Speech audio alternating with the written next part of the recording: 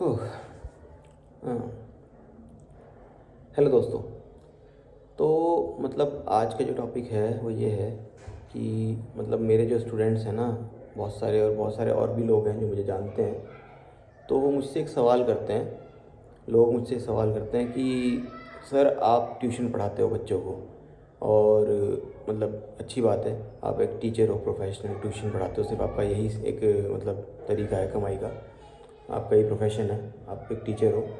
तो बट आप स्कूल में नहीं पढ़ाते हो, जबकि स्कूल में पढ़ाने का आपको फ़ायदा ये होगा कि स्कूल से आपको और बच्चे मिल सकते हैं ट्यूशन्स के लिए, और स्कूल का एक अलग से अर्निंग हो ही जाएगी आपकी।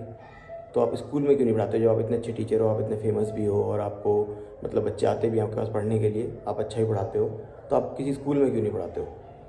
तो उसका सीधा सीधा देखिए, मेरे पास एक ही आंसर है कि मैं स्कूल में क्यों नहीं पढ़ाता हूँ।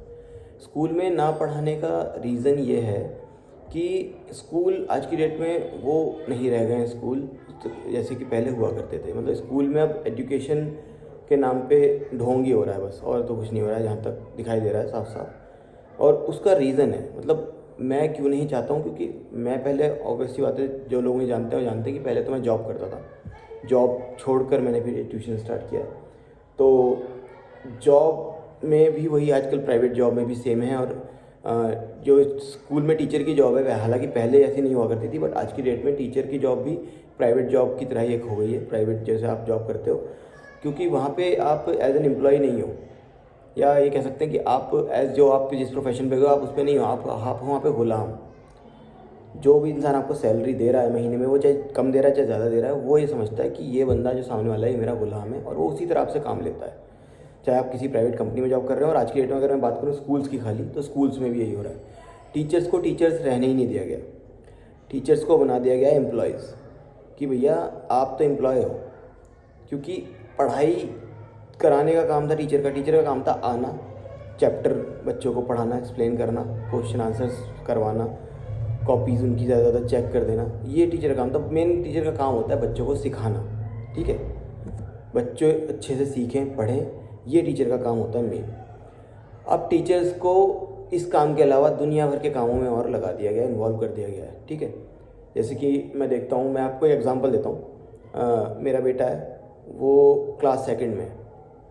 वो स्कूल से आता है, उसकी टीचर का मैसेज जो है ना, रात को कभी कभी 9 साढ़े 9 बजे मेरे पास मैसेज आता है कि सर, वो खाली मेरे लिए नहीं होता है, वो सभी पेरेंट्स के लिए होता है, कि ये बच्चे के साथ कल को ये आपको एक चीज़ भेजनी है एक्टिविटी के लिए, या कल को आपको एक ये सामान भेजना है, या ये इसका होमवर्क है बच्चे का, या ये सिलेबस है, या इस तरह से कल को छुट्टी होने वाली है स्कूल की, इस तरह का मैसेज उस पर आता है। अब मैं ये सोचता हूँ कि चलो, मैं तो, वो मेरे पास तो एक मैसेज आ रहा है नॉर्मल, जो टीचर वो मैसेज भेज रहा है इसका वो उस टाइम ऑन ड्यूटी है, और रात के 9:30 बज रहे हैं। तो मुझे यही तरस आता है कि यार बेचारा जो बेचारी जो मैम है मुख्तार की, जो क्लास टीचर मैम है, वो एक टीचर है, कितने इस मेहनत से बच्चों को दिन में पढ़ाती हैं, उसके बाद रात को 9:30 बजे फिर उन्हें ऑन ड्यूटी आना पड़ता है, और प्रॉपर, क्योंकि उनको तो पूरा उन्होंने एक वो बना रखा होगा ना, क्लास का ग्रुप बना रखा होगा, या कुछ इस तरह से ब्रॉडकास्ट लिस्ट बना रखी होगी कि उस लिस्ट पे वो मैसेज डालना। और मैसेज जब आप प्रॉपर प्रोफेशनल लेवल पे आप मैसेज भेजते हैं ना, एक तो होता है अपने दोस्तों यारों को मैसेज भेजना, वो दैट इज डिफरेंट थिंग।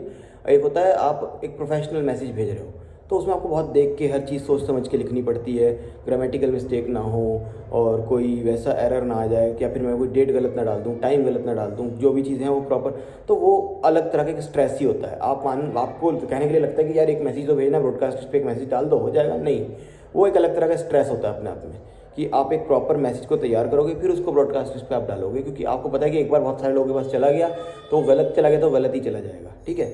अगर गलती से गलत चला जाता है तो फिर उसको डिलीट करके दूसरा भेजो, अपॉलॉजीज़ करो, तो एक अपने आप में टास्क हो जाता है ये, ठीक है। तो मैं ये कह रहा हूँ कि जब टीचर सुबह 8 बजे से या 7 बजे से स्कूल में है, उसके बाद भी बच्चों की छुट्टी तो 2 बजे तक, 2:30 बजे तक हो जाती है, टीचर्स की 3, साढ़े 3, 4 बजे तक होती है छुट्टी। उसके बाद फिर घर आने के बाद भी उनको वो काम कंटिन्यू करना पड़ रहा है, स्कूल से रिलेटेड चीज़ें, व्हाट्सएप पे मैसेजेस करने पड़ रहे हैं, चीज़ अपडेट करनी पड़ रही हैं। तो ये क्या है, ये फिर वो टीचर थोड़ी रह गया, वो तो एक एम्प्लॉय हो गया कंपनी का। कंपनी भी तो अपने एम्प्लॉय से ऐसी काम लेती है कि पहले सुबह 10 बजे से रात को 8-9 बजे तक उसको बिठा के रखेगी, फिर उसके बाद उसको इस तरह के प्रोजेक्ट्स वगैरह पकड़ा दिए जाएंगे कि वो घर पे भी उन्हीं के बारे में सोचने में बिजी रहेगा, पूरा दिन उसका आप घेर लोगे, ठीक है। तो ऐसे में मैं तो यहाँ पे टीचर की बात करूँगा, ऐसे में एक टीचर पढ़ा कैसे पाएगा? टीचर को जब आपके पढ़ाने के अलावा और इतने सारे आपने काम पकड़ा दिए, क्लैरिकल वर्क्स उसको दे दिए, कहने का मतलब क्लर्क उसको बना दिया आपने कि आपको ये अटेंडेंस भी देखनी है, आपको ये डेट शीट भी देखनी है, आपको एक्स्ट्रा करिकुलर्स का भी सब चीज़ें मैनेज करनी है, आपको बच्चों से इस चीज़ की फ़ीस जमा करनी है, आपको बच्चों से ये पर्टिकुलर कोई मतलब इवेंट है, उस इवेंट के बारे में भी डिस्कस करना है, सारी चीज़ें। मतलब वो एक टीचर को पूरा एक प्रॉपर एक टास्क पकड़ा दिया जाता है कि ये चीज़ें आपको करनी है सारी की सारी। और मतलब आज की डेट में तो वो भी हो रहा है ना, कभी कभी गवर्नमेंट की तरफ से नई नई चीज़ें आ जाती हैं कि ये वाला फॉर्म भरो आप, ये KYC करवाओ, ये करो। वो भी टीचर का एक सिरदर्दी बन गई है कि भाई और 10 काम तो पहले से था और गवर्नमेंट की तरफ से 4 काम और आने लगे कि मतलब ये आधार कार्ड अपडेट करो, ये करो, वो करो, वो सब बच्चों से आधार कार्ड मंगवाओ, ये करो, वो करो। तो ये और टीचर्स के दुनिया भर के एक्स्ट्रा काम जुड़ गए। तो ऐसे में टीचर पढ़ाएगा कैसे बच्चों को? ऐसे में वो किस तरह सही एजुकेशन बच्चों को दे पाएगा? 40 मिनट का या 30 मिनट का उसको लेक्चर मिलता है, एक टाइम मिलता है, उसमें या तो वो पढ़ा ले बच्चों को या ये सब चीज़ें उनको बता दे, कर ले।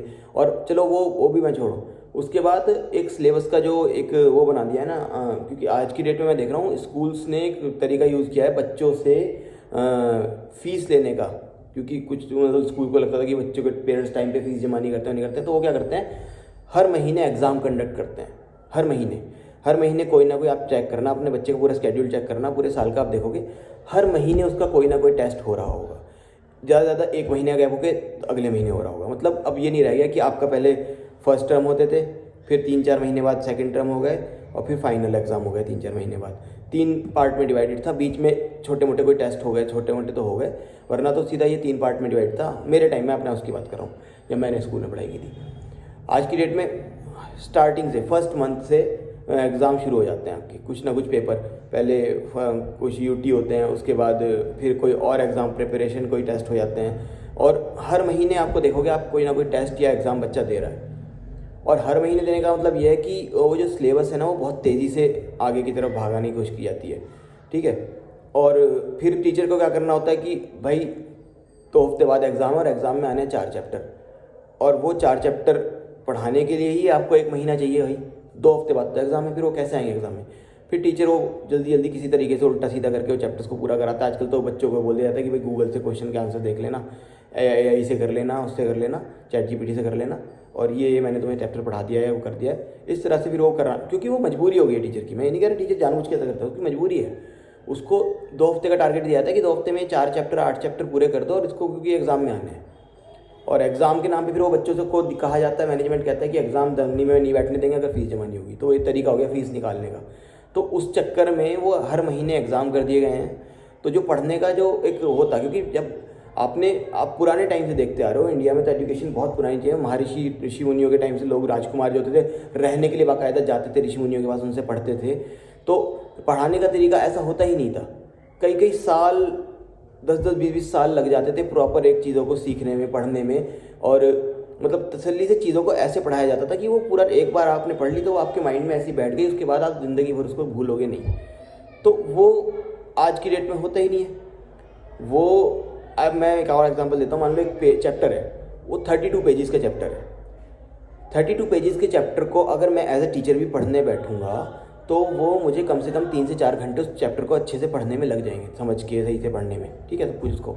और अगर मैं किसी बच्चे को एक्सप्लेन करूँगा उसी चैप्टर को, सेम चैप्टर को, तो वो चैप्टर, एक तो पहली बात तो एक दिन में तो एक्सप्लेन किया नहीं जा सकता, क्योंकि बच्चे के माइंड की भी अपनी कैपेसिटी है, टीचर की भी अपनी कैपेसिटी है। आप एक दिन में अगर एक चैप्टर एक्सप्लेन करने जाओगे तो वो बच्चा आधे घंटे बाद ही सोना शुरू हो जाएगा, उसको समझ में आना बंद हो जाएगा। वो उसके माइंड में वो चीज़ आएगी नहीं जो आप उसको बताना चाह रहे हो, ठीक है।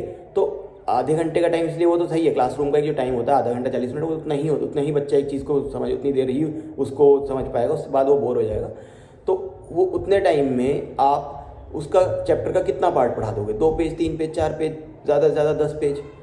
बट आज की डेट में मैं देखता हूँ 2 दिन के अंदर अंदर चैप्टर वो खत्म हो जाता है। 32 पेजेस का चैप्टर 2 दिन में टीचर खत्म करवा देता है किसी तरह से, पता नहीं कैसे। और उसके बाद बाकी वो क्वेश्चन आंसर बच्चा घर से करके लाएगा, सब कुछ हो जाएगा, और फिर उसके बाद टेस्ट होगा, पेपर होगा। मैं कह रहा हूँ 32 पेज को चैप्टर को पढ़ाने में कम से कम टीचर को कुछ नहीं कुछ तो 1 हफ्ता लेना चाहिए।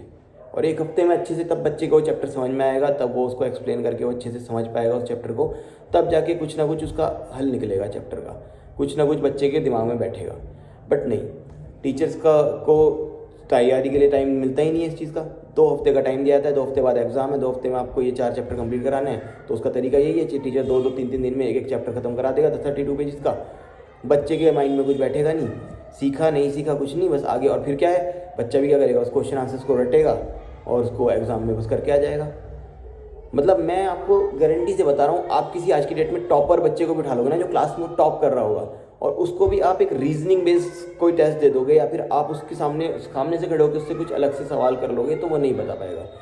वो टॉप कर रहा है क्लास में, उसके 90% मार्क्स आ रहे हैं, बट नॉलेज ज़ीरो हो रही है। नॉलेज ज़ीरो क्यों हो रही है? क्योंकि वो पढ़ने का टाइम ही नहीं मिल पा रहा है बच्चे को, पढ़ने का मौका ही नहीं मिल पा रहा है उस बच्चे को, वो समझने का उसको टाइम ही नहीं दिया जा रहा है। उसको तो बस घोड़े की तरह रेस में दौड़ाया जा रहा है कि चल भाई अब ये टेस्ट, अगले महीने ये वाला टेस्ट, उससे अगले महीने ये वाला टेस्ट। अब टेस्ट और एग्ज़ाम्स इतने ज़्यादा होने लगे हैं कि पेरेंट्स ने और बच्चों ने भी उनको सीरियसली लेना बंद ही कर दिया टेस्ट को और एग्ज़ाम्स को। आज की डेट में मैं देखता हूँ कि किसी टीचर या किसी पेरेंट्स को अपने बच्चे को छुट्टी पे लेके जाना होता है, वो चले जाते हैं, वो देखते ही नहीं है। एग्ज़ाम टाइम में भी चले जाते हैं, कल को एग्ज़ाम है और आज बच्चा चला गया है, छुट्टी पे चला गया, घूमने चला गया है माँ बाप के साथ या कहीं भी चला गया है। उसका रीज़न ये है कि भैया हर महीने हो रहे हैं, हर 2 महीने में हर महीने में आप एग्ज़ाम रख रहे हो, तो फिर इंसान क्यों सीरियसली लेगा उसको? क्या कहते हैं, तो इनका तो यही काम है, तो एग्ज़ाम ही लेते रहते हैं, हम अपना भी तो फ्री टाइम एक इन्जॉय करेंगे। तो ये आज की डेट में एजुकेशन का हाल है। और मैं खुद स्कूल में इसीलिए नहीं पढ़ाता हूँ क्योंकि मुझे एज एन एम्प्लॉय करना ही नहीं है। मैं चाहता हूँ कि मैं अगर बच्चे को 1 घंटा यहाँ से कुछ पढ़ के जा रहा है मेरे से, तो वो सीख के जाए, कुछ समझ के जाए, लाइफ में उसका कुछ काम आए वो चीज़। वो ऐसे नहीं है कि मैं यहाँ पे उसको जल्दी जल्दी दौड़ाऊँ और कहीं ना कहीं फिर ट्यूशन में हमारी मजबूरी तो बनती है हमारे। वही ऐसा हो जाता है कि ट्यूशन में कि क्या कहते हैं, बच्चे को सिलेबस कंप्लीट कराना है, उसको पास भी करवाना है, बट वो चीज़ खैर क्योंकि हमारे ऊपर दूसरा कोई प्रेशर नहीं होता, हमें कॉपीज़ नहीं चेक करनी होती हमारे ऊपर, और क्लासरूम की दूसरी चीज़ों का प्रेशर नहीं होता, तो वो हम अपने आप कर लेते हैं, मैनेज कर लेते हैं। वो आसान हो जाता है फिर भी करना हमारे लिए कि भाई अगर किसी बच्चे को मैं दूसरे टीचर्स को मुझे नहीं पता, मगर मेरा तरीका तो है कि मैं इस तरह पढ़ाते ही नहीं कि 1 घंटे का बैच है उसके बाद खत्म बैच है और आप चाहो बाय बाय टाटा। नहीं, मैं कहता हूँ आप बैठो यहीं पे, मेरे पास बहुत सारा स्पेस है, बहुत सारी चेयर्स है, आप बैठो, आप नेक्स्ट बैच आ रहा है उसको आने दो, आप तब तक यहाँ रुकोगे जब तक ये चैप्टर आप कंप्लीट नहीं करके जाओगे, या जब तक ये आपको समझ में नहीं आ जाएगा अच्छे से, आप तब उठ के जाओगे यहाँ से। तो ये मेरा तरीका है बच्चों को पढ़ाने का। तो और क्योंकि मैं अपना खुद का प्राइवेट ट्यूशन चला रहा हूँ, तो मैं फ्री विल से ये चीज़ कर सकता हूँ, और यही तरीका होता है पढ़ाने का। और टीचर्स को फ्री विल ख़त्म ही कर दी गई है ना, गुलाम बना दिया ना उनको, तो उनको एम्प्लॉय बना दिया, क्लर्क बना दिया उनको, टीचर रहने नहीं दिया स्कूल्स में। तो स्कूल में आप मेरे से, क्योंकि अक्सर माँ बाप ये भी सवाल करते हैं कि सर कौन सा स्कूल बेटर रहेगा, इस वाले स्कूल में करा दें, CBSE में कराएं कि ICSE में कराएं कि क्या कराएं? तो मैं तो सीधा सीधा ये जवाब देता हूँ, सर आंख बंद करके किसी भी स्कूल में डाल दो आप, CBSE के तो किसी में भी डाल दो, ICSE में मैं कह रहा हूँ कि आज की डेट में तो आंख बंद करके आप किसी भी स्कूल में डाल दो बच्चे को, क्योंकि ये फैक्टर रहा ही नहीं है कि ये स्कूल में अच्छी पढ़ाई होती है, इसमें बेकार पढ़ाई, किसी स्कूल में ढंग से पढ़ाई नहीं करवाई जा रही है, क्योंकि सिलेबस सबका पीछे से वो एक ही आ रहा है। और सबसे बड़ी बात, आप यहाँ मैनेजमेंट के खिलाफ आवाज़ नहीं उठा सकते कहीं भी, किसी भी प्राइवेट स्कूल में, किसी कॉलेज में, कहीं पर भी आप मैनेजमेंट के खिलाफ आवाज़ नहीं उठा सकते हो। उसका रीज़न मैं आपको बता देता हूँ, क्योंकि जंगल राज है इंडिया में पहले से ही, अब भी वो जंगल राज चल रहा है, ठीक है। जंगल का कानून है, जो ज़्यादा पावरफुल होगा उसकी चलेगी, सीधी सी बात है। और जितने भी स्कूल और कॉलेजेस हैं, अगर आप थोड़ा डीप डिगिंग करोगे, आप थोड़ा सा रिसर्च करोगे, मोस्टली जितने भी प्राइवेट स्कूल्स हैं, प्राइवेट कॉलेजेस हैं, जितने भी हैं, उसमें से 95% कॉलेजेस और स्कूल्स जो हैं, उसमें या तो कोई ना कोई बड़ा मिनिस्टर है उसका मालिक, जो किसी कैबिनेट में मिनिस्टर है या कहीं पे, मतलब वो बहुत बड़ा कोई नेता है, कोई मंत्री है जो उसका मालिक है, या फिर वो मालिक भी नहीं है तो उसकी पार्टनरशिप है उस कॉलेज में। तो आप उसके खिलाफ एक्शन लेने के लिए किसको बोलोगे? आप DM को बोलोगे। DM क्या कर लेगा किसी नेता का? क्या बिगाड़ लेगा? कुछ नहीं बिगाड़ पाएगा। इंडिया में तो नहीं बिगाड़ सकता। देखो सब ये मतलब रियलिटी है, इस पर चाहे कोई ऑफेंड हो चाहे कुछ भी हो, ये रियलिटी है। इंडिया में कोई नेता किसी मतलब DM से नहीं डरता है, किसी कमिश्नर से नहीं डरता है, किसी पुलिस वाले से नहीं डरता है, क्योंकि कोई कुछ नहीं बिगाड़ सकता। अगर आप किसी भी एक पॉलिटिकल पार्टी में बहुत अच्छी पोजीशन पे कोई लीडर हो, और या फिर आपकी जो पार्टी है वो रूलिंग पार्टी है, उसमें आप कोई मिनिस्टर हो या लीडर हो, तो फिर आपका कोई कुछ नहीं बिगाड़ सकता, ठीक है, सीधी सी बात है। दूसरा कोई नेता ही आपका कुछ बिगाड़ दे वो अलग बात है, बट कोई मतलब एम्प्लॉय या फिर कोई क्लर्क या DM और ये SSP ये आपका कुछ नहीं कर सकते। ये इतना तो इंडिया का मुझे दिख गया है आज की डेट में हाल, ये रियलिटी है। तो मैनेजमेंट टॉप स्कूल्स में कॉलेजेस में इन्हीं का बैठा हुआ है, इनके खिलाफ आप कुछ नहीं कर सकते हो। अब फिर बात आती है कि बच्चे का आप एजुकेशन सिस्टम का करें क्या? मतलब टीचर्स तो नहीं कर पा रहे हैं क्योंकि उनको वहाँ पे फ्री विल नहीं मिल रही है। तो सर फिर वही वाली एक बात आती है कि यहाँ पे काम आएगी हमारी प्रीवियस एजुकेशन। ये जिम्मेदारी पेरेंट्स को अब खुद लेनी पड़ेगी, आप इस जिम्मेदारी से नहीं भाग सकते हो। एक टाइम था जब हमारे जैसे मेरे पापा थे भाई, वो उतना ज़्यादा पढ़े लिखे नहीं थे, मेरी मम्मी थी वो इतनी ज़्यादा पढ़ी लिखी नहीं थी, तो क्या कहते हैं वो जो है मतलब उन्होंने क्या करा भाई, उन्होंने हमारे एजुकेशन में पैसा लगाया, उन्होंने ऐसे लोगों से हमको पढ़वाया जो खुद पढ़े लिखे थे। बट आज की डेट में ये कहना बेकार है, आज की डेट में हर आदमी एटलीस्ट 12th पास तो है ही, इतना तो पढ़ा लिखा है। तो स्कूल की एजुकेशन तो अपने बच्चों की हर कोई ख्याल रख सकता है, ठीक है। स्कूल एजुकेशन का तो हर इंसान अपने मतलब स्कूल एजुकेशन का ख्याल रख सकता है। तो वो एजुकेशन आप ट्राई करो जितना ज़्यादा अपनी तरफ से दे पाओ अपने बच्चे को, जितना ज़्यादा टाइम आप पढ़ाने के लिए अपने बच्चे को दे पाओ खुद। मैं ये भी नहीं कहूँगा कि ट्यूशन लगवा दो करवा दो, मैं मतलब ठीक है मैं खुद ट्यूशन पढ़ाता हूँ, बट मैं सेल्फ स्टडी को ज़्यादा बेटर मानता हूँ आज अभी भी। मैं यही कहूँगा, चाहे मेरा बिजनेस से हर्ट हो कोई बात नहीं, मगर हाँ सेल्फ स्टडी ज़्यादा बेटर है। तो बच्चे को खुद पढ़ाओ आप जितना ज़्यादा आप कर सकते हो। हाँ, जहाँ आपको लगे कि आपके बस से बाहर हो रहा है, ये चीज़ नहीं हो पाएगी, वहाँ पे आप एक ट्यूशन टीचर ढूंढ लो और उससे बच्चे को पढ़ाओ, ठीक है। और कोई प्रॉब्लम नहीं है। मैं आज आप जानते ही नहीं हो ये बात बिल्कुल 16 आने से अच्छा है कि आज की डेट में जो बच्चों की थोड़ी बहुत एजुकेशन हो पा रही है, जो अच्छे से हो पा रही है, जो थोड़ा बहुत वो सीख पा रहे हैं, उसका सारा का सारा क्रेडिट आपको आपके जो बच्चे के ट्यूशन टीचर को ही देना चाहिए, क्योंकि वही है जो थोड़ा बहुत उसको मैथ्स के फॉर्मूलाज वगैरह सब चीज़ें सिखा रहा है। स्कूल में तो एक बार के बाद दूसरी बार कोई चीज़ रिपीट भी नहीं की जाती है। तो एक ट्यूशन टीचर ही होता है जो इस तरह से चीज़ें कर देता है, वो थोड़ा बहुत आपके बच्चे को थोड़ा बहुत पढ़ा लिखा बना देता है, वरना तो नहीं हो पा रहा है ये चीज़। तो मैं ये भी नहीं कहूँगा, मैंने तो पहले कहा आप सेल्फ स्टडी कराओ, आप खुद कराओ। जब आपको लगे कि आपसे नहीं हो पा रहा है, आप उस चीज़ को नहीं कर पा रहे हो, तो फिर आप तब किसी ट्यूशन टीचर के पास जाओ, करो, वो लास्ट ऑप्शन रखो अपना, ठीक है। बट बच्चे की पढ़ाई की जिम्मेदारी आपको खुद लेनी पड़ेगी। अपनी जो आपने खुद पढ़ाई करी है अब तक, वो चीज़ आपने जो कुछ चीज़ें सीखी हैं वो बच्चे को आपको सिखानी पड़ेंगी, वरना आज की डेट में दुनिया में सर्वाइव करना बहुत मुश्किल है। पॉपुलेशन बहुत ज़्यादा बढ़ चुकी है, कंपटीशन बहुत ज़्यादा है। आप कोई भी चीज़ करने निकल जाओ, उसमें आपको लाखों लोग आपके कॉम्पिटिटर्स मिलेंगे, खासतौर पर इंडिया में। तो ये चीज़ करनी बहुत ज़रूरी है। तो आप इस चीज़ के ऊपर ध्यान दीजिए। स्कूल का मैं वीडियो बताऊंगा, आपको एडमिशन कराना है बच्चे का किसी भी स्कूल में आँख बंद करके करा दीजिए। कोई ज़्यादा खास 19-20 का फ़र्क है, कोई भी ज़्यादा खास फ़र्क नहीं है, ठीक है। फिर वो जो यही मान के चलिए कि जो एजुकेशन है वो होम एजुकेशन होगी बच्चे की, वो घर से पढ़ेगा, जो कुछ ढंग से सीखेगा, वरना तो फिर यही है, वो बच्चा जो है आपका स्कूल के भरोसे तो आप नहीं छोड़ सकते कि ये बहुत अच्छे हमने स्कूल में एडमिशन करा दिया है। नो, दे रहा हो, हमने बहुत अच्छे स्कूल में उसका एडमिशन करा दिया है और हम ये कह रहे हैं कि भाई उसके बाद वो अपना आप बढ़िया पढ़ लेगा, अच्छा उसका फ्यूचर बन जाएगा। नहीं, सॉरी, ये आप अपने डिल्यूज़न में हो बहुत बड़े, नहीं होगा, ऐसा कुछ नहीं होने वाला है। सारे मैं आपको क्यों बता रहा हूँ, मैं गाज़ियाबाद जैसे बड़े शहर में रहता हूँ, बड़े से बड़ा जो स्कूल है यहाँ DPS से लेकर और सिल्वर लाइन और GD गोयनका, हर बच्चे को मैं ट्यूशन पढ़ा चुका हूँ।